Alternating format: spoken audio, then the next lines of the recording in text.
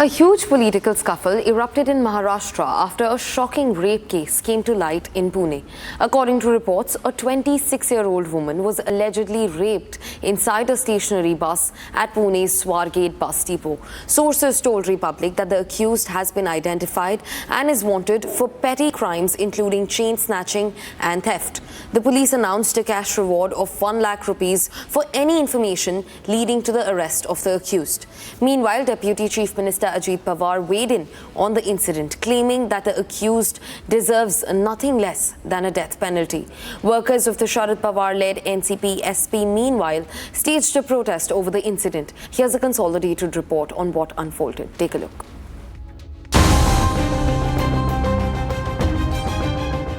In a shocking incident, a 26-year-old woman was allegedly raped inside a parked bus.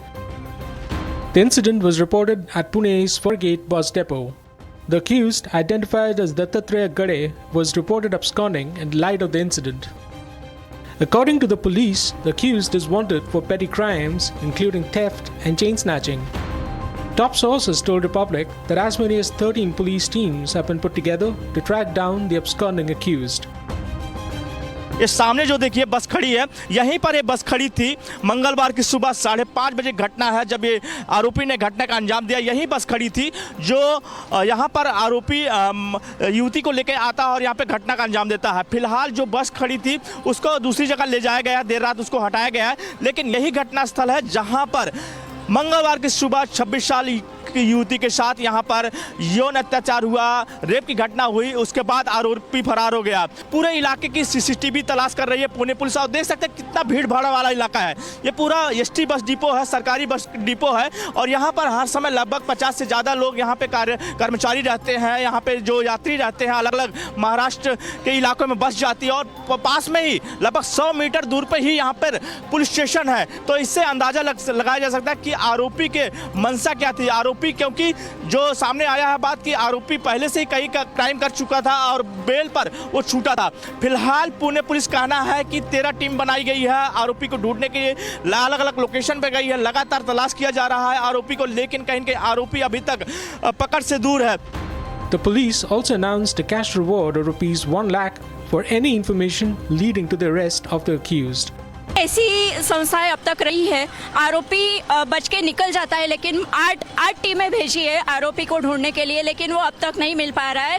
वो नहीं मिल पा रहा है या ढूंढना नहीं है, ये सवाल हमने इस पुलिस व्यवस्था को, इस राज्य सत्ता को पूछना चाहिए, क्योंकि अब तक उन्होंने ही ऐसी घटनाओं को छुपाने का काम किया है। तो ये कोई नई घटना तो है नहीं, ऐसा हमेशा ही होता रहा है। ऐसे अनेक बलात्कार की घटना, अनेक छेड़छाड़ की घटना, आम जनता पे जब ऐसी बात आती है, आम जनता का जब ऐसा छेड़छाड़ी का मुद्दा आता है, बलात्कार का मुद्दा आता है, तभी ये पुलिस प्रशासन न जाने किस बिल में जाके छुप जाता है।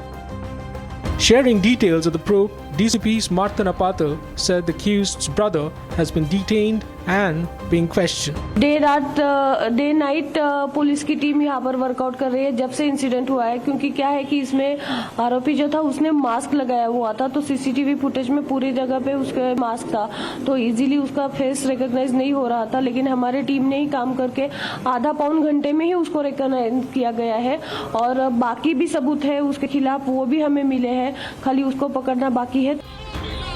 The opposition pounced on the ruling Mahayuti with workers of the Sharad Pawar-led NCP-SP holding a demonstration over the incident.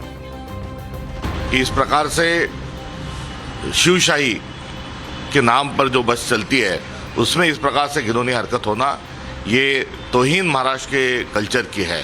तो हम तहे दिल से इस घटना की जो शोषिता है, पीड़िता है, हम उनके साथ हैं और किसी भी हालत में कड़ी से कड़ी सजा ये होना चाहिए, ये हमारी मांग है। और ये लगातार जो जाति धर्म के बीच के तनाव और महिला के शोषण को लेकर मुख्यमंत्री ने अपना इस्तीफा देना चाहिए। Weighing in on the incident, Maharashtra Deputy Chief Minister Ajit Pawar said the accused deserves nothing less than the death penalty. Meanwhile, the president of the State Women's Commission also weighed in on the incident.